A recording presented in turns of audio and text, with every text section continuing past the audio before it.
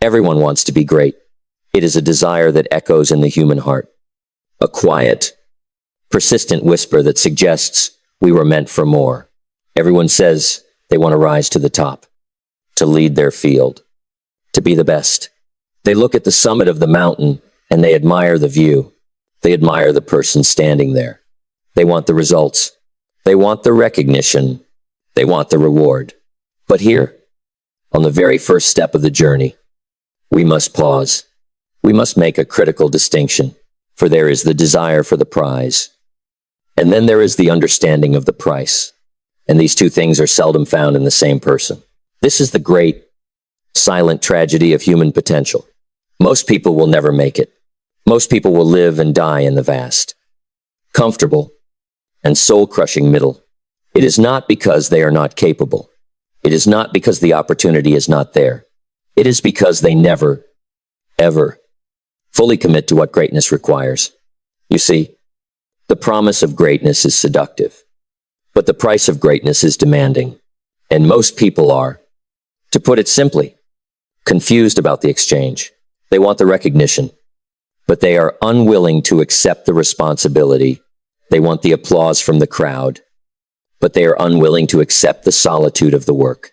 They want the results, but they are unwilling to endure the crushing boredom of the repetition. They want the harvest in the autumn, but they are unwilling to plow the field in the hot spring sun. They want the title, but they are not willing to go through the training. And so, they stay stuck. They stay in the middle. They become decent. They become average. They become replaceable. Let us be very clear about what this is. This is the great tragedy of an unfulfilled life, a life that could have been a masterpiece, but settled for being a rough draft, a life that tasted the idea of greatness, but never the reality of it. What we are here to discuss today is not a secret. Secrets are for beginners. Secrets are a fool's game. They are the lottery tickets of the mind. We are here to discuss principles. Principles are for masters. Principles are the architecture. Becoming the best in anything is not about talent. Talent is a very common thing. The world is full of talented people who are broke, who are unhappy, who are stuck in the middle. Talent, you see, is just a head start in a marathon. It means nothing if you have not trained for the race. Becoming the best is not about luck. Luck is unreliable. Luck is what the amateur calls the moment when preparation meets opportunity. The master does not wait for luck. The master manufactures opportunity through his own preparation. No, greatness is about something else entirely. It is about philosophy. It is about a word that the average person fears. Obsession. Not a chaotic, destructive obsession, but an aligned, focused, intentional obsession. It is about consistency. It is about building a set of habits so strong, a philosophy so clear, a foundation so deep, that even on your worst day, you are still outperforming most people on their best. This is a critical distinction. The amateur, the person in the middle, believes they must perform only when they are in the mood. They wait for motivation. They wait for inspiration. They wait for the conditions to be perfect. The master, the one who becomes the best, knows the truth. Greatness is not built when you are in the mood. That is for amateurs. Greatness is built precisely when you are not in the mood. It is built in the mundane. It is built in the boring. It is built in the repetition. It is built on the cold. Dark Tuesday morning when your bed is warm and your ambition is asleep. What do you do in that moment? That single decision defines your future. Greatness is forged in friction. It is reinforced in resistance. It is solidified through sacrifice. You do not just find it. You build it. And the materials you build it with are your own habits, your own standards, and your own will. There are patterns to excellence. This is the good news. It is not a mystery. It is a design. There are predictable, reproducible principles that separate the few from the many. And once you understand those principles, once you install those habits, once you anchor your identity to something unshakable, there is no limit to what you can do. Today, we are not here to talk about motivation. Motivation is a weak wind. It is a feeling And feelings are unreliable. They come and they go. If you build your life on the foundation of feeling like it, your house will collapse in the first storm. You do not need more motivation. You need a set of rules to live by. You need a design. You need a set of principles that govern your daily actions. No matter how you feel. The person who is the best, the person standing at the summit, did not get there by accident. They did not stumble to the top. They got there by design. They got there by choice, and they made that choice.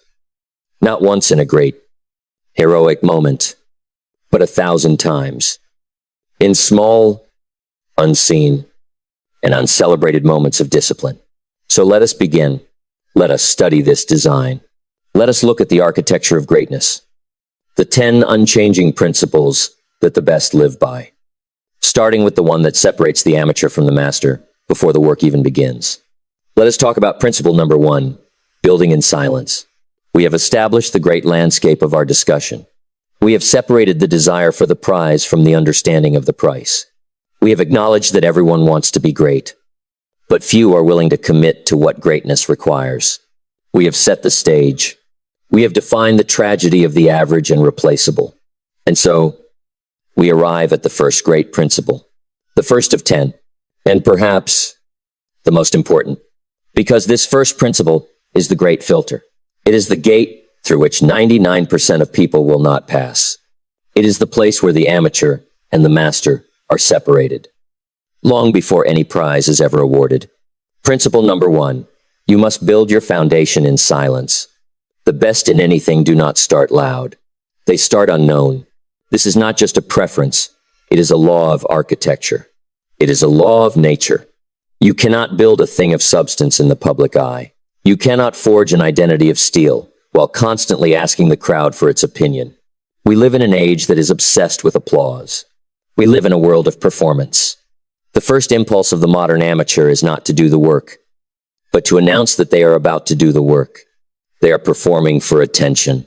They are looking for recognition before they have produced a result. They are seeking fans before they have built their discipline. This is a fatal error. It is building a skyscraper from the 100th floor.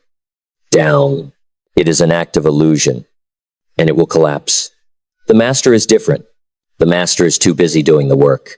The master understands that the beginning is not about applause. The beginning is about identity. Let us use a metaphor that is simple to understand. Let us think of building a great skyscraper, a testament to architecture that will pierce the clouds and stand for a century. What does the public see? The public sees the final product. They see the ribbon-cutting ceremony. They see the beautiful glass windows, the spire that catches the morning sun. They look at the person who built it, and they call them a success. They call them great. But what did the public not see? They did not see the architect, alone at his desk at 2 a.m., studying, designing, and redesigning the blueprint. They did not see the months, perhaps even the year, of work that happened before a single piece of equipment arrived at the site. And even when the work began, what was the first phase? The first phase was not building up. The first phase was digging down. They dug into the mud, the rock, the filth. They spent 1 full year, perhaps more, digging a hole 100 feet deep into the bedrock. It was not pretty. It was not glamorous. It was not celebrated. If you walked by the site, it looked like nothing. It looked like a failure. It looked like a mess. This is the silent phase. And most people get bored in this phase. They get discouraged. They think because no one is noticing, nothing is happening. They think because there is no applause. There is no progress. But the architect knows. The architect, the master, knows a fundamental law of physics. You cannot go 100 stories up until you have first gone 10 stories down. The height of the building is determined not by the spire, but by the foundation. And that foundation, by its very nature, is built in silence, in darkness, and in solitude. It is the work that no one will ever see, but it is the only thing that holds the entire structure together. Your identity is that foundation. Your character is that foundation. Your habits are that foundation, and you build it in solitude. You build it in the early mornings when no one is watching. You build it in the late nights when the world is asleep. You build it not by performing for fans, but by committing to your discipline. The transcript is correct. If you only train when people are watching, you will never build the habits that last. If you only work when it is convenient, or when you feel like it, you will never be consistent enough to separate yourself. You must, instead, change your entire philosophy of reward. The amateur is addicted to applause. You must become addicted to the progress no one claps for. You must learn to find satisfaction, not in the praise of others, but in the perfection of the process. You must fall in a deep, obsessive love with the days that feel invisible, because that is when the real momentum is built. Growth does not care about visibility. A seed, planted in the soil, does not need an audience to become a great tree. It does its most critical work in the dark, in the silence. It is a slow, quiet, uncelebrated process. Your growth is the same. The ones who become the best are not motivated by recognition. They are motivated by vision. They know who they are becoming. They have the blueprint in their mind, and they do not need anyone else to validate that path. Their work is the encouragement. Their discipline is the motivation. Their progress, however small, is their reward. You must become the kind of person who does not need reminders, who does not need motivation, who does not need a push. You just move. You just work. You just do what needs to be done, not because it is exciting, but because it is who you are. This is the shift from doing to being. You are not just doing the work. You are becoming the work. This silent phase is where you forge your identity. It is where you make the decision, over and over and over again, until it becomes your default. And let us talk about the standard of that work. The standard you train with when no one is watching. That is your true standard. That is the only one that matters. Because that is the same standard that will carry you when the pressure is on. This is the great, powerful truth from the transcript. You do not rise to the occasion. That is a myth for movies. In real life, you do not rise to the occasion. You fall to the level of your preparation. And if your preparation, your foundation, is built on emotion, on hype, on the need for applause, you will collapse. The first storm, the first moment of real pressure, will expose you. But if your preparation is built on discipline, if it is built in the silence, if it is forged in the rock, 100 feet down, then when the storms of life come, you will not even flinch. When the spotlight finally finds you, you will not crack. Why? Because the spotlight is not a threat. The spotlight is simply a validation of the work you already did. This is the key. If you cannot build in silence, you will not last in the spotlight.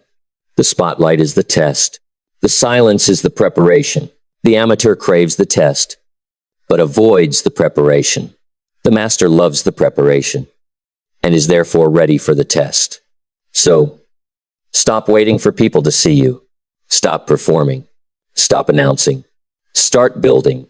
Start building something so strong, so deep, and so undeniable that when the world finally does turn to look, all they can do is marvel at the structure you have built. Stop hoping the world will believe in you. Start acting like your work speaks louder than your words. Stop measuring your worth by attention. Start measuring it by your alignment with your own principles. Because when your daily actions, the ones done in silence, reflect the person you are trying to become, the world will not be able to ignore you. This is the first principle. This is the foundation. This is the price of entry. Before we can even discuss what to do, we must first agree on how to begin. And we begin in the quiet. We begin in the dark. We begin by digging down. And now, once we have committed to this silence, once we have accepted that the work is internal, we must ask the next logical question. What is the first, most important material we use to pour this foundation? What is the first brick we must lay over and over until it becomes our default? This leads us to the second principle, the obsession with our fundamentals. We have now established our first and most foundational principle, the commitment to build in silence.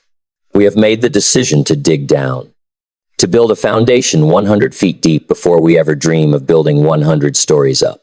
We have accepted that the applause is not the reward, it is a byproduct. We have traded the amateur's addiction to attention for the master's addiction to progress. And so, we are in the silence. We are in the darkness of the foundation. We are alone with the work. This leads us to the next, and most logical question. What is this work? What are the materials? What are the bricks we must now lay? Over and over, in this silent, uncelebrated space. This brings us to the second great principle, the one that defines the substance of our work.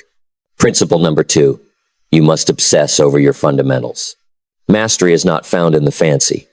It is not built in the complicated. It is not hidden in the advanced strategy that everyone is searching for. Mastery, the architect of greatness, is born in the basics. It is forged in the simple, mundane, ordinary things, done with a ruthless, almost terrifying level of consistency.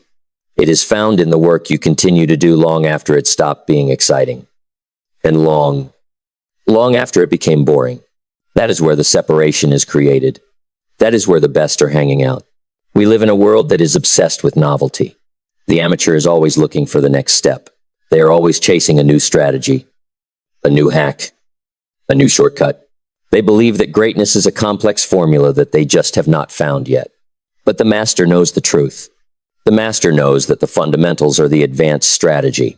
The ones who dominate, the ones who lead, the ones who last, are the ones who are completely, unapologetically obsessed with the simple things. They are not above the basics. They are built on them. Let us be clear. You do not rise to the top by doing extraordinary things once in a while. That is for show. So that is for the highlight reel. You rise to the top by doing ordinary things at an extraordinary level. Every single day. Let us return to our metaphor of the 2 woodcutters. The amateur is given a new, shiny, complicated axe. He runs into the forest and starts swinging wildly. He is full of motion. He is full of excitement. He is busy, but his axe is dull. His swing is inefficient. He wastes 80% of his energy fighting his own lack of preparation. The master, on the other hand, understands the fundamentals. The fundamental for a woodcutter is not the swing. The fundamental is the edge. So, what does he do? He spends the first hour of his day in the silence, principle 1, doing the boring work. He sharpens his axe. He does not just sharpen it. He studies it. He understands the angle. He understands the steel. He understands the physics of a perfect edge. And when he finally goes to the tree, he does not swing wildly. His swing is not fancy. It is not rushed. It is perfect. It is the same. Repeatable. Fundamental swing.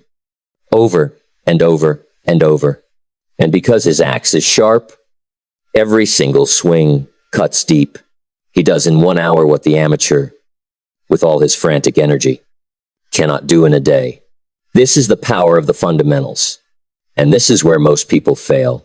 The transcript is blunt, and it is correct. Most people get stuck. Not because they are untalented, but because they get bored. Boredom is the great filter of greatness. Everyone can do the work when it is new. Everyone can show up when it is exciting. But what happens when the excitement fades? What happens when it is the 500th time you have practiced the same musical scale? The 1,000th time you have reviewed the same sales script? The 10,000th time you have practiced the same simple footwork drill? The amateur says, I already know this. The amateur says, this is beneath me. The amateur says, I need variety. I need something new. And in that moment, they have sealed their fate. They have chosen to remain average. They abandon the process that got them there. They look for shortcuts. They start experimenting instead of refining. They start winging it instead of executing with precision. But the master has a different philosophy. The best do not need variety to stay locked in. They are not looking for variety. They are looking for mastery. They know that when it starts feeling easy, you do not move on. You go harder. You go deeper. You do not just check the box. You squeeze every drop of value out of the process. When the musical scale becomes easy, the master does not seek a new song. The master asks, was my timing perfect? Was the tone perfect? Was the silence between the notes perfect? They push the precision. They push the intensity. They drill the same pattern. As the transcript says, until their body does not hesitate, until it becomes instinct, until there is no gap between the thought and the action. This is how you build a floor that is higher than most people's ceiling. What does this mean? It means the master's baseline, their average. Off day is still better than the amateur's best day. Why? Because the amateur's best day is a random spike of luck and emotion. The master's worst day is held up by a non-negotiable, automatic, and unshakable system of fundamentals. Their excellence is not an act, it is a habit. If you want to be the best, stop looking for something new. Look deeper into what you already know. Study your craft like it is sacred. Break it down, rebuild it, refine it. Study your movements. Study your decisions. Study your rhythm. Track the details. Obsess over the edge. Because excellence lives in the millimeter. It lives in the single-second decision. It lives in the fundamental. There is no such thing as being too good for the basics. And this leads to the most important rule of practice. A rule that separates the professional from the amateur for all time. The amateur practices until they get it right. They do the drill. They finally execute it correctly. And they say, good, I did it. They stop. The professional, the master, practices until they cannot get it wrong. Think about the difference. Getting it right once isn't haunting an accident. It is a possibility. Not being able to get it wrong is a system. It is an identity. It means you have repeated the fundamentals so many times, in so many conditions, that execution has become a reflex. It means your confidence is built on thousands of hours of proof, not on a few moments of hype. Your foundation is now so strong that nothing can shake it. Not stress, not fatigue, not pressure. And this is the connection. You cannot skip your way to the top. The people who skip steps, the people who ignore the fundamentals, they always get exposed. When things get real, when the pace increases, when the pressure hits, which we will discuss later. Principle 6. They are the first to break. Why? Because their base was weak. They built flash before foundation.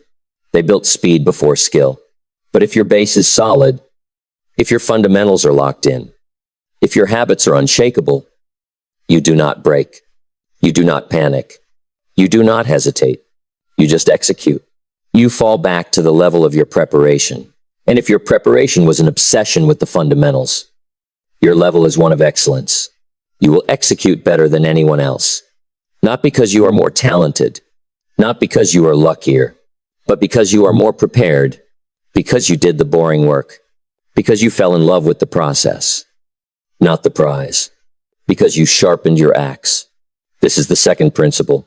This is the work you do in the silence. You lay the bricks of the fundamentals, one by one, with obsessive, repetitive, perfect care. And now, you have the foundation, and you have the bricks. But how do you hold them together? What is the mortar that binds this whole structure? This leads us to our third great principle, the power of unreasonable consistency. We have built the silence. We have identified the bricks, the obsession with the fundamentals. We know where to work, and we know what to work on. But now we must address the how. How do we hold this structure together? What is the force that turns a pile of bricks into an unbreakable fortress? This leads us to the third great principle, and it is a deceptively simple one. Principle number 3. You must become unreasonably consistent. Let us be very precise with our language here. I did not just say consistent. Consistent is what average people aim for. Average people are consistent when it is easy. They are consistent when the sun is shining, when they feel good. When the conditions are perfect, they are occasionally consistent. They are conveniently consistent. That is not enough to be great, to be the best. You must become unreasonably consistent. What does unreasonable mean? It means your consistency defies logic. It defies emotion. It defies circumstance. It is a consistency that does not make sense to the outside observer. It is so consistent that people start asking how you keep showing up. It is so consistent that your habits are no longer tied to your mood. It is so consistent that discipline stops being something you do and starts being who you are. It becomes a part of your personality. Because here is the brutal truth that the transcript revealed to us. Talent will fail you. There will be days when you are not the most talented person in the room. Emotion will fade. The excitement you felt at the beginning of the journey will evaporate. Motivation will vanish. It is a ghost. It is here one moment and gone the next. But consistency? Consistency will keep going. Consistency is the only thing that will carry you through the valleys when the mountain seems too far away. Consistency is the only thing that will protect your progress when life tries to knock you off course. Most people are committed. When they feel like it, they follow through. When it is convenient, they train hard for 2 weeks in January. And then they disappear until March. They journal for 3 days. Then they stop. They go all in on a new business idea for 1 weekend. And then they burn out by Wednesday. They start strong, but they do not last. And let us be clear, starting strong is easy. Anyone can be excited on day one. The amateur is obsessed with the start. The master is obsessed with the streak. Greatness does not work on a start and stop basis. You do not become elite by showing up only when it is sunny. You become elite by showing up in the rain. You become elite by showing up in the dark. You become elite by showing up on the days when everything in your body, every fiber of your being, is screaming at you to stop. On the days when no one would blame you if you skipped, that is where the separation is created. The world is full of people who have immense natural ability, but they are surpassed every single day by people with less talent, but more consistency. The tortoise and the hare is not just a children's story. It is the fundamental law of human achievement. The ones who become the best are not the ones who had the easiest path. They are the ones who made a decision that said, no matter what, I show up. No matter how I feel, I execute. No matter the conditions, I perform. That decision, when repeated daily, ceases to be a choice. It becomes an identity. An identity is where all your lasting results come from. You see, most people think they need more intensity. They think the answer is to work harder, faster, more aggressively for a short period of time.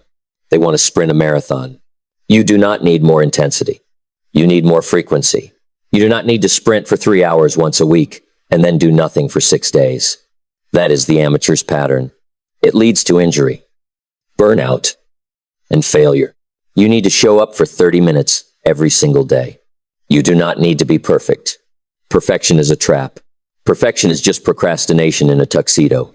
You do not need to be perfect. You need to be present. You need to keep the chain going. You need to show yourself over and over again that you are the kind of person who does not stop. Even if the session is short, even if the work is ugly, even if you are tired, even if it feels like you are just going through the motions and making absolutely zero progress, you still show up. Why? Because that is what pros do. That is what leaders do. That is what the best do. They understand that the act of showing up on the bad days is more important than the results you get on that day. Consistency is the great amplifier. It is the force multiplier of your life. It multiplies everything. Your effort, your intention, your focus. Let us look at the math of consistency. If you improve by just 1% every single day, by the end of 1 year, you are not 365% better. You are 37 times better. That is the power of compounding. But compounding only works if you do not break the chain. If you stop, you reset the clock. You lose the momentum. You might not notice the results day to day. And this is the great danger. This is why most people quit. They look in the mirror after 1 week of working out and they see no change. They look at their bank account after 1 month of saving and they see barely any difference. They think their habits are not working because they cannot see what is being built. They are judging the harvest before the seeds have even had time to germinate. But something is being built. It is happening under the surface. It is happening in the silence, principle 1. Every time you follow through, you are casting a vote. You are stacking proof. You are reinforcing the identity of someone who keeps their word. And eventually, if you just keep going, a miraculous thing happens. Your baseline, your new normal, becomes better than most people's best because you have repeated it so many times. You have made it so automatic, so ingrained in your nervous system that even on your worst day, when you are sick, tired, and stressed, you are still in motion. You are still growing. You are still building. You do not fall to zero anymore. Your floor has been raised. That is the level you need to live at. Not because you will feel like it every day. You won't. You will feel resistance. You will feel lazy. You are human. But you do it because your goals deserve your consistency more than your comfort deserves a break. You do it because your vision deserves your habits more than your fleeting feelings deserve a pass. You do it because you have made a decision that your future self is more important than your present comfort. And once you have locked in this unreasonable consistency, once showing up is no longer a question but a fact, you are ready for the next level. You are ready to add the fire to this structure. Consistency is the steady flame. Now, we must pour gasoline on it. This leads us to our fourth great principle, the power of aligned obsession. We are halfway through the architecture. We have laid the foundation, sharpened the tools, and ignited the fire of obsession. If you are still here, it means you are not looking for entertainment. You are looking for transformation. You are the kind of person this channel was built for. Before we move to the next principle, the one that ensures you don't burn out, take a second right now to click the subscribe button below. By subscribing, you are not just supporting the channel, you are making a commitment to your own continuous growth. Join us. Let's finish this architecture together. Now, let's talk about how to channel that obsession so it doesn't destroy you. We have built the foundation in silence. We have committed to the boring, repetitive work of the fundamentals. We have locked in an unreasonable level of consistency, creating a chain that cannot be broken by mere emotion. Now, we must add the fuel. We must add the intensity that turns a consistent habit into a world-changing force. This brings us to the fourth great principle, and it is one that will make the average person very uncomfortable. Principle number 4. You must embrace the power of imbalance. You must embrace obsession. Let us pause here. Obsession is a dirty word in our society. We are taught from a very young age to fear it. We are taught to seek balance. We are told to be well-rounded, to have a little bit of this and a little bit of that, to never go too far in any one direction. Pause. Let us tell the truth about balance. Balance is a wonderful goal for people who want an average life. If your goal is to be decent, safe, and forgettable, then by all means, seek balance. But if your goal is greatness, if your goal is to lead the field, to create something legendary, to master a craft to a level that has never been seen before, then balance is not your friend. Balance is your enemy. You cannot be balanced and elite at the same time. It is a mathematical impossibility. To be elite in one area, you must, by definition, be unbalanced. You must take energy away from everything else and pour it into that one thing. Look at any great Olympian. Look at any Nobel Prize winner. Look at any master artist or industry-changing entrepreneur. Were they balanced? No. They were obsessively, unapologetically focused on their singular mission. Obsession is not a flaw. It is a force. It is the force that pulls you through the resistance when motivation has long since died. It is the force that keeps you locked in when everyone else is drifting. It eliminates the need for willpower, because you no longer have to force yourself to do the work. You are consumed by the work. The amateur is interested. They kind of want it. They want success. But they also want to watch every new TV show, go to every party, and have 15 different hobbies. They are scattered. Their energy is diluted. The master is obsessed. They are all in, fully, deeply, unapologetically. This level of commitment looks extreme to people who are used to average. They will tell you to slow down. They will tell you to be realistic. They will say, you are working too hard. Take a break. And here's the danger. If you listen to them, you will end up just like them. You will end up burned out, uninspired, just going through the motions of a balanced, mediocre life. If you want to lead, if you want to dominate, you do not listen to average advice. You do not lower your intensity so others can feel comfortable around you. You raise your standard. You raise your volume. You raise your obsession. And you live there. Not for a week. Not until the first results show up. You live there as long as it takes. Until your vision is so real to you that you cannot shut it off. You wake up thinking about it. You go to sleep planning for it. You breathe it. You become it. Now, I am not talking about a chaotic, destructive obsession that ruins your health and destroys your family. That is not greatness. That is pathology. I am talking about aligned obsession. Aligned obsession is not about chaos. It is about extreme focus. It is about simplifying your life down to the essential. Most people live lives of noisy desperation. They're saying yes to a million things they do not care about. Out of obligation or fear of missing out, their obsession is scattered across trivia. Obsession solves this. Obsession is the ultimate simplification tool.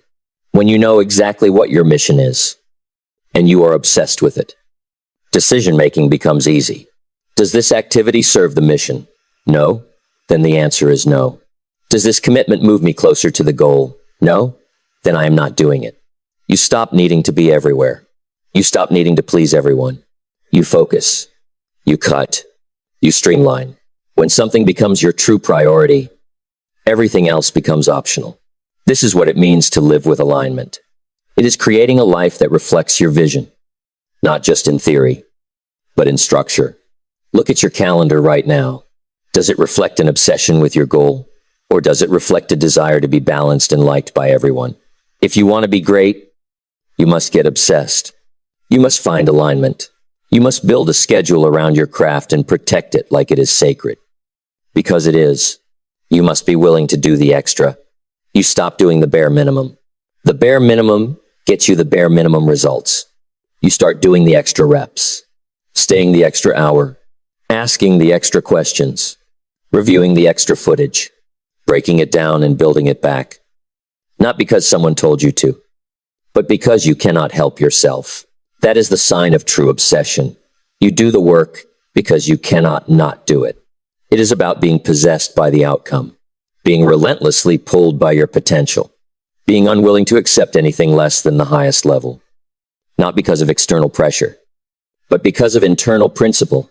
Because deep down, you know you were built for more. And now, you are finally acting like it. So, when people call you intense, thank them. It means you are doing it right. When they say you are obsessed, agree with them. Say, yes, I am, and that is why I am going to win. Because the ones who change the world, the ones who redefine what is possible, they are never casual. They are never lukewarm. They are never sort of committed. They are all in, fully in, not for the spotlight, but for the standard, not for the applause, but for the purpose, not for the image, but for the identity. And that identity is forged through the fire of obsession. Now, obsession is a powerful fuel, but fuel without an engine is just a dangerous puddle. We need a mechanism to channel this obsession into tangible results without burning the whole house down. This leads us to the fifth great principle. It is the mechanism that takes our obsession and turns it into mastery. It is the principle of the process. We have ignited the fire of obsession. We have committed to being unbalanced in our pursuit of greatness. We have the energy, the drive, the unrelenting focus. But now we face a magnificent danger. Obsession, if it is aimed at the wrong target, will destroy you. If you are obsessed with the prize, you will be miserable. You will be on an emotional roller coaster, soaring when you win and crashing when you lose. You will be fragile. To build something that lasts, to build true mastery, we must aim our obsession at the right target. This brings us to the fifth great principle, and it is perhaps the most counterintuitive of them all. Principle number 5. You must detach from the outcome and marry the process. Let us repeat that, because it goes against everything you have been taught. Detach from the outcome.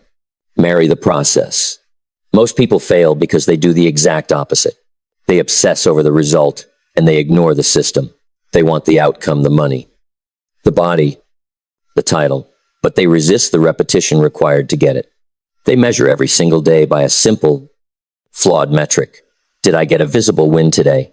They go to the gym for a week, step on the scale, and see no change. What happens? They get discouraged. They question the process.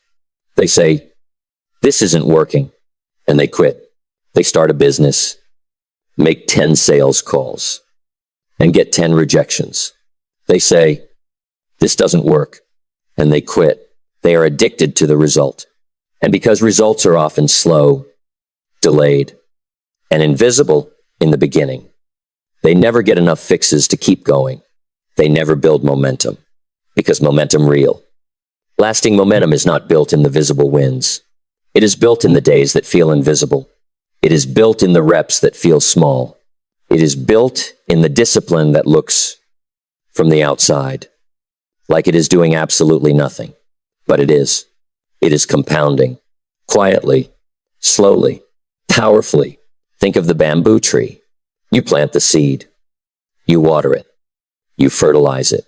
For one whole year, you see nothing. No growth. Not even a sprout.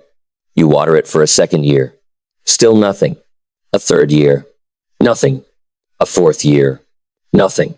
Most people would have quit by year 2. They would have said, this seed is dead.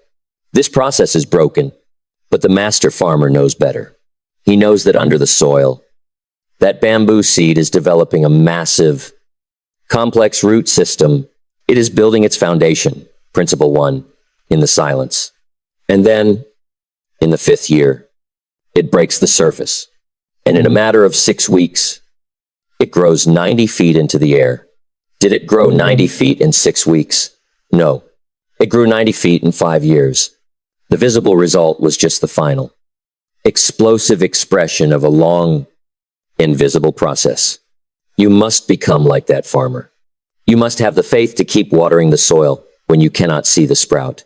You do not become the best by chasing results.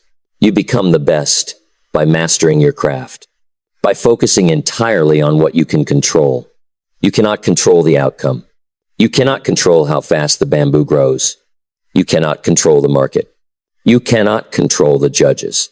You cannot control whether the client says yes, but you can control your inputs. You can control your intensity.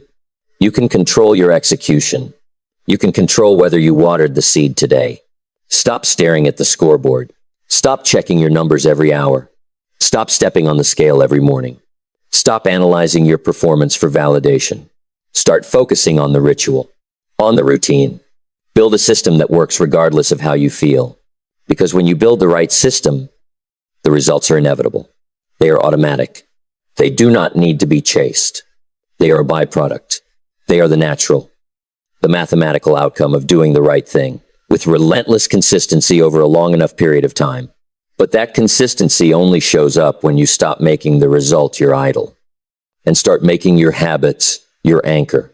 You must fall in love with the repetition. You must learn to love the sound of the axe being sharpened, not just the sound of the tree falling. You must love the hours when the work feels thankless. You must love the structure that looks boring to the amateur, but is sharpening you on the inside. That is where the separation is made.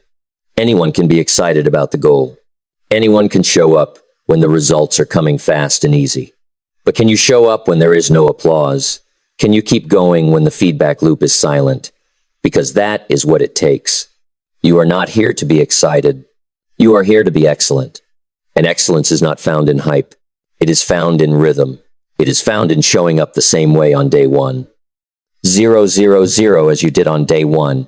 Not because it feels new and exciting, but because it is who you are now. Your identity is no longer built by your results. I am a success because I made a sale. No, I am a success because I made the calls. Do you see the difference? One is fragile, depending on someone else saying yes. The other is unshakable, depending only on you doing the work. When your routine is non-negotiable, your confidence becomes unshakable. You do not need external validation because you have already cast the vote. You have already proven who you are. one disciplined decision at a time. And here is the great irony of this principle. When you detach from the outcome, when you stop needing the result to feel worthy, the results tend to show up faster. Why? Because you are loose. You are not desperate. You are not gripping the bat too tight. When you stop attaching your self-worth to the speed of your success, you start moving smoother. You start running with more clarity. You make better decisions because you are not panicked. Your joy is no longer held hostage by the future. Your joy is found in the work, in the process, in the commitment itself. So, detach from the outcome. Marry the process. Stay in the work, even when it feels like nothing is happening. Because trust me, something is always happening. Inside you, around you, through you. Keep building, keep moving, keep sharpening, and trust that the result will take care of itself. Now, once you have married the process, once you have established this rhythm of excellence, you are ready to test it. You cannot stay in the safe harbor of your routine forever. You must take this new ship you have built and sail it into a storm. This leads us to our sixth great principle, the necessity of pressure. We have built our foundation in silence. We have obsessed over the fundamentals. We have locked in unreasonable consistency. We have fueled our engine with aligned obsession. And we have learned to marry the process, detaching ourselves from the tyranny of immediate results. We have built a formidable internal machine, but a ship that is built in the harbor is safe. And that is not what ships are built for. A machine that never runs at full capacity will never know its true power. This leads us to the sixth great principle. It is a principle that separates the good from the truly elite. Principle number 6. You must actively seek pressure. Most people spend their entire lives doing the exact opposite. They avoid pressure. They dodge it. They run from anything that feels heavy. They have built a philosophy of comfort. They want progress without friction. They want strength without resistance. They want success without discomfort.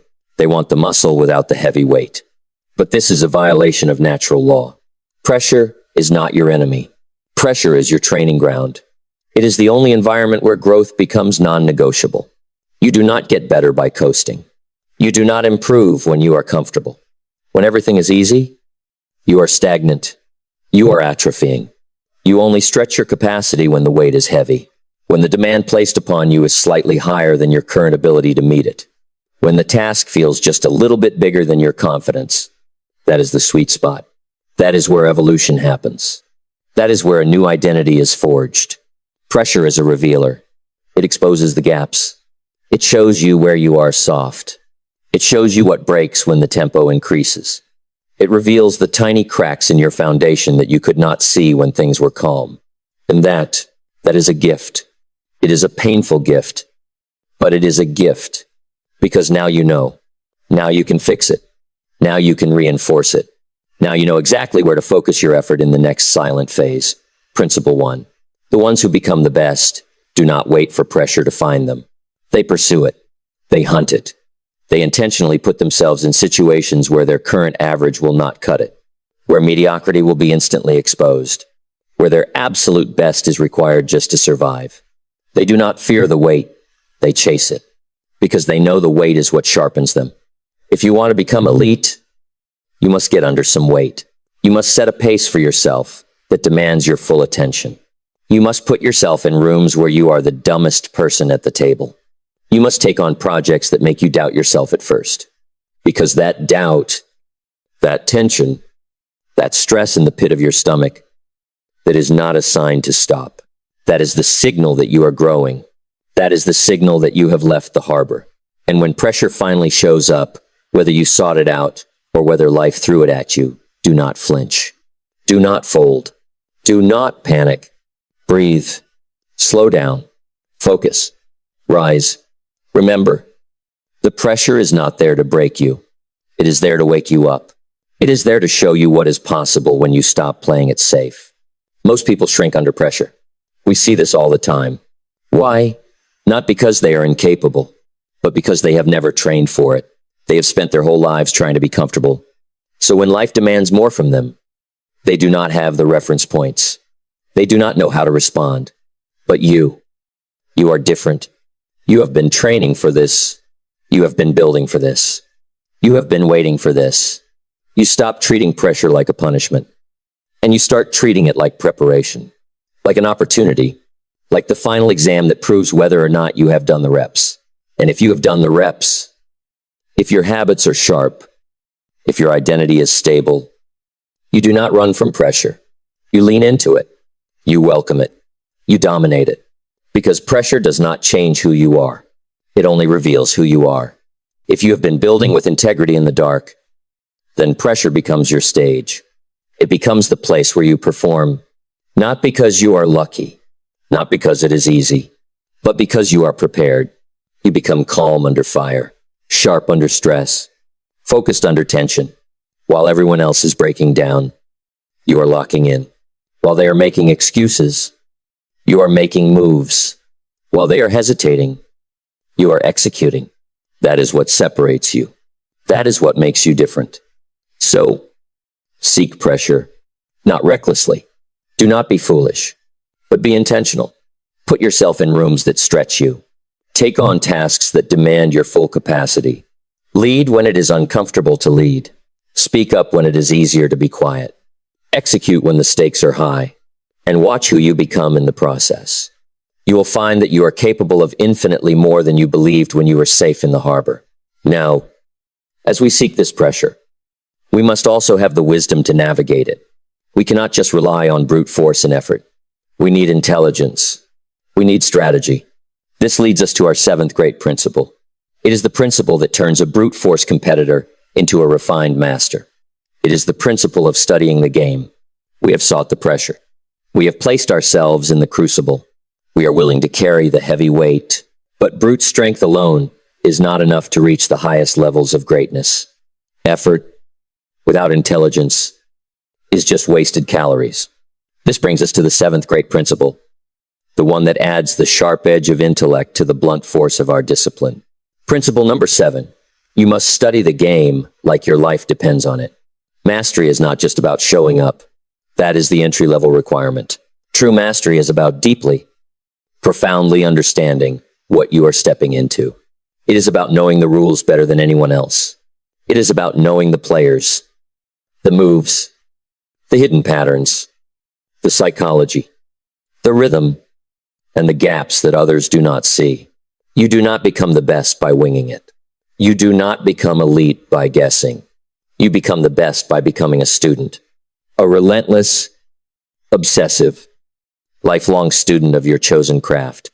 Most people want to dominate without understanding. They want the authority without the expertise. They want to lead without ever having learned. They want to be respected without doing the deep research that commands respect. But that is not how excellence works.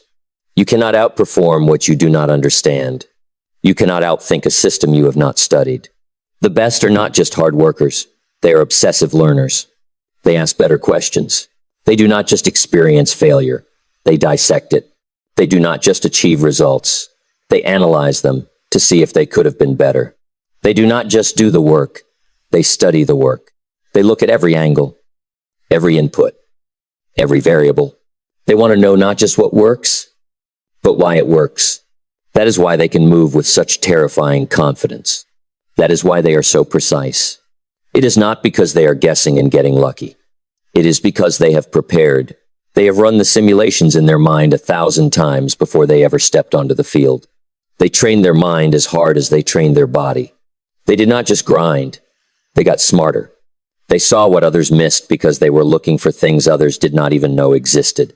You need to treat your craft, whether it is business, art, leadership, or sales, like a world-class athlete treats film review. You must watch the game tape of your own life. You must break it down relentlessly. You must be humble enough to ask yourself, what worked today? What didn't work?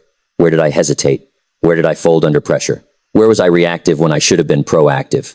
This is how you sharpen your edge. This is how you turn experience into wisdom. Experience alone is not enough. You can have 20 years of experience. But if you never reflected on it, you just have 1 year of experience repeated 20 times. Study the greats in your field. But do not just admire them. Do not just be a fan. Be a scientist. Analyze them. Watch how they move. Listen to how they speak. Deconstruct their thinking patterns. Do not just take notes. Absorb their philosophy. Understand what they have mastered that you have not yet grasped. And then, do the hard work of closing that gap. Read the books they read. Rewatch their performances. Reread their words. Rehearse their methods until they fit you. Knowledge is not power. That is a cliché. Knowledge is only potential power. It only becomes power when it is applied. So you must take what you learn and test it in the real world. Under the pressure we just discussed, Principle 6. Do not be afraid to experiment. Do not be afraid to fail in the pursuit of new knowledge. That failure is just data. It is part of the study. Every miss is a master class. If you are humble enough to learn from it. And do not just study what is comfortable. Do not just reinforce what you already believe. Study your blind spots. Study the opposing viewpoints. Study the skills you have been avoiding because they are hard. Study the people who are currently outperforming you. And instead of getting jealous, get curious. Ask, what do they know that I don't? Because sometimes what is missing is not more effort. Sometimes you are already working as hard as you can. Sometimes what is missing is insight. If you want to be the best, you must get curious. You must get relentless about understanding your environment. The more you know, the less you fear. The more you understand, the faster you can move. Studying the game means you are no longer surprised by the obstacles. You expected them. You have already seen them in your study. You are ready for them. You walk into high-stakes situations with clarity, not confusion, with strategy, not guessing. That is how leaders move. That is how winners prepare. Every single day is a class. Every result, good or bad, is a teacher. Every challenge is a textbook. But they only teach you if you are paying attention. If you are reflecting. If you are humble enough to admit you still have things to learn. Make learning your edge. Make awareness your weapon. Make deep understanding your unfair advantage. Because knowledge, applied with the precision of a master, is what allows you to do in 5 minutes what takes others 5 years. Now, as we gain this deep knowledge, as we expose ourselves to pressure, we will inevitably face internal chaos. The external world will try to shake us. This leads us to our next 2 principles, which must work together to protect the incredible machine we have built. We must learn to control our internal world, and we must make that control absolute by removing any chance of retreat. We have armed ourselves with knowledge. We have sought the pressure. We are in the arena. Now, the real battle begins. And the most treacherous battlefield is not the one around you. It is the one inside you. The world moves fast. Life throws chaos at you. Pressure piles up. People will disappoint you. Your best laid plans will fall apart. The market will shift overnight. If you do not learn to lead yourself through that storm, if you do not learn to stabilize your own mindset under extreme stress, you will never last long enough to become the best. You will burn out, or you will break. This brings us to the 8th great principle. You must control your internal state before you try to control anything else. Most people break, not because they are incapable of doing the work, but because they are emotionally undisciplined. They are reactive. They let a moment of frustration dictate a long-term decision. They let a flash of fear talk them out of months of progress. They let stress cloud their judgment until they cannot see the simple solution right in front of them. And the second life punches back. They fall apart. Not because they are weak, but because they never trained for resistance. You have to stop being reactive. You have to stop giving your power away to every trigger, every delay, every rude comment, every inconvenience. The world is not going to stop spinning just because you are stressed. The pressure is not going to stop building just because you are overwhelmed. But you can learn to be the eye of the storm. You can train yourself to remain grounded, composed, and locked in, no matter what chaos is swirling around you. The ones who rise to the top are not the ones who avoid chaos. They are the ones who can function at a high level inside of it. They can hold clarity while everyone else is panicking. They can think straight while others spiral. This is real power. The strongest person in the room is rarely the loudest.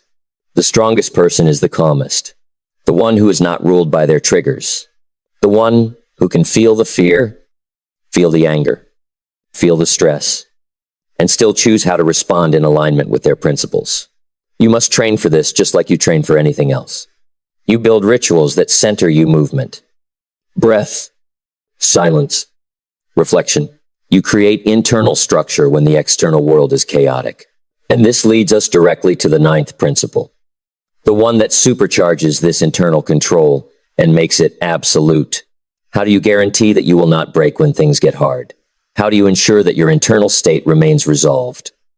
Even when every logical sign points to failure, you do it by removing the option to quit. Principle number 9, you must eliminate plan B. You must burn the backup boats. This is terrifying for most people. We are taught to be safe. We are taught to hedge our bets. We are told to always have something to fall back on, just in case. But here is the insidious truth about a safety net. If you know it is there, you will eventually use it. Every time you leave a back door open, a part of your mind is already plotting your escape through it. Every time you say, I'll give it a try and see what happens. What happens is, usually, nothing. Because giving it a try is not a commitment. It is an experiment. Half commitment builds half results. And half results never lead to greatness. The best in anything did not make a soft promise to themselves. They made a vow. They drew a line in the sand. They made a full-body decision that said, this is who I am now. There is no going back. I will either find a way or I will make one. But I will not retreat. That decision, that moment of mental no return, is what gives your discipline teeth. It is what gives your internal state its unshakable anchor. When you truly commit, when you take quitting completely off the table, something magical happens to your brain. It stops negotiating. The little voice that says, this is too hard. Maybe we should stop goes silent. Because it knows you are not listening. Your energy stops getting wasted on, what if it fails? And gets 100% redirected toward, how do I make this work? You start looking for solutions instead of exits. You stop entertaining doubt and start building clarity. You stop feeling stuck because you no longer have one foot in and one foot out. You are all in, fully. Finally, this is the level of commitment that greatness demands. The people who break through are not always the most gifted, but they are almost always the ones with no other option. They are the ones who must make it work. They do not flinch when things fall apart because retreating is not on their menu. They double down when everyone else is scaling back. If you want to build something legendary, you must burn the backup plan. Stop talking about what you will do if it doesn't work out. Stop preparing for your own failure. Start preparing for your win. Move like someone who has already decided the outcome. Show up like it is already yours. Execute like you have burned the boats, and the only way home is through the enemy. When you combine these two, a calm, controlled internal state with a fierce, irreversible external commitment, you become a force of nature. You become undeniable. And now, with this undeniable power, we must add the final piece. The piece that ensures your legacy lasts longer than your lifetime. We must talk about the foundation that holds it all up forever. This brings us to the 10th, and perhaps the most sacred principle. You must build your name on character, not convenience. When you strip everything else away, when the applause fades, when the money is spent, when the titles are forgotten, when the followers move on to the next big thing, what is left? What is left is your name. What do people say about you when you are not in the room? What do they feel when you walk into the room? What do you leave behind in the hearts of others when you walk away? That is your legacy. And legacy is never built on talent. It is never built on clever strategy. It is built, brick by brick, on character. Being the best is not just about output. It is not just about the numbers on the scoreboard. It is about how you played the game. It is about how you treated people on your way up. It is about how you carried your integrity when no one was watching. Because here is the truth. Talent might get you in the door. Charisma might get you a seat at the table. But only character will keep you there. Most people want greatness until it requires humility. They want success until it requires telling the difficult truth when a lie would be so much easier. They want to be a leader until it requires owning a mistake that costs them money or reputation. But those moments, the inconvenient moments, the costly moments, those are the tests. Those are the moments that reveal what you are truly made of. Your reputation is not built when everything is going according to plan. Anyone can be good when life is good. Your reputation is forged when the pressure hits. Principle 6. When things break, when you have an easy opportunity to cut a corner, to cheat just a little bit, to throw someone else under the bus to save yourself. And no one would ever know. No one but you. That decision defines you. That decision echoes far longer than any temporary win you might get from compromising. If you want to become the best, you must start by becoming someone you would trust with your own future. You must become someone who honors their word, even when it hurts financially. Someone who walks with humility, even when they are winning big. Someone who treats the janitor with the same respect as the CEO. This is not about being perfect. We all make mistakes. We all stumble. It is about alignment. Do your actions match your stated values? Does your private behavior match your public principles? If not, you must adjust. Do not excuse it. Do not hide from it. Adjust. Because the longer you tolerate inconsistency in your own character, the weaker you become. You cannot build a skyscraper of success on a cracked foundation of integrity. It will eventually collapse under its own weight. When your internal world and your external world match, you unlock a different kind of power. Your energy multiplies because you are not wasting it on hiding who you are. Your confidence becomes unshakable because you have nothing to fear from being found out. Your leadership becomes magnetic. People will follow you, not because you have a title, but because they trust you. They may not even be able to articulate why, but they can feel it. In a world addicted to shortcuts, addicted to noise, addicted to the artificial, real becomes rare. Real becomes valuable. Real becomes unstoppable. So protect your name. Guard it more fiercely than you guard your money. Build it like it matters, because it is the only thing you truly own. Your reputation is your shadow. It moves with you everywhere. It enters the room before you do, and it stays after you leave. It lives longer than you will. When you are the best at what you do, people will admire you. But when you are the best at what you do, and you are a person of deep, unshakable character, people will revere you. You become more than just a performer. You become a pillar. You become an example of what is possible for humanity. Do the work. Build the skill. Raise the standard. Obsess over the process. But never, ever sacrifice your character to get there a little bit faster. Because if you build it wrong, you will spend the rest of your life looking over your shoulder, waiting for it all to fall down. But if you build it right, with integrity, with honesty, with true character, then no one, not the market, not your critics, not time itself, can ever take it away from you. We have reached the end of our blueprint. We have laid out the entire architecture of greatness. You have seen the map. You have heard the principles. You now know that becoming the best is not a mystery. It is not magic. It is not reserved for the lucky few who were born with a special gift. It is a decision that is followed by discipline, enforced by structure, and fueled by a new identity. Let us look at the architecture one last time. We build in silence. We master our fundamentals. We become unreasonably consistent. Embrace aligned obsession. Marry the process. Seek pressure. Study the game. Control our inner world. Burn the backup plan. And lead with character. 10 principles. 10 anchors. 10 immutable laws of excellence. But here's the hard truth. None of them matter. Not one of them. If you do not move.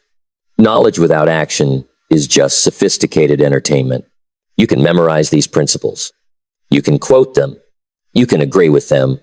But if you do not take this standard from your head and wire it into your daily habits, nothing will change. You must stop performing for comfort and start performing for your calling. You must stop thinking about how to be the best and start acting like it. You do not rise to the top by thinking bigger. That is a myth. You rise by living sharper, by removing the things that drain you, by eliminating the excuses that keep you average, by becoming the kind of person whose behavior is louder than their dreams. This is not about pace. You do not have to rush. Greatness is not built in a day. It is built daily. It is about principle. You do not have to impress anyone. You do not have to post your progress on social media for validation. You just have to commit. Deeply, quietly, fully. Commit to the system. Commit to the standard. Commit to the days that feel small and repetitive and unseen, because that is where greatness grows. It grows in the dark soil of your daily discipline. You do not need permission to be great. You do not need applause to start. You do not need someone to come tap you on the shoulder and tell you it is your time. It is your time the second you say it is.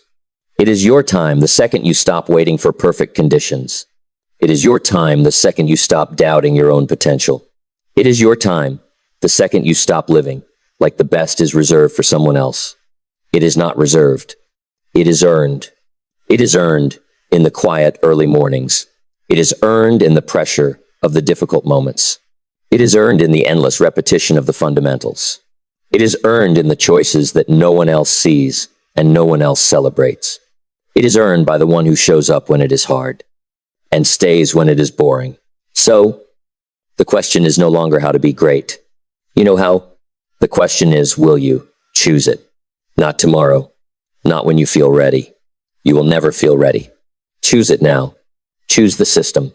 Choose the silence. Choose the standard. Choose to live like your name will mean something when you are gone. Choose to become undeniable.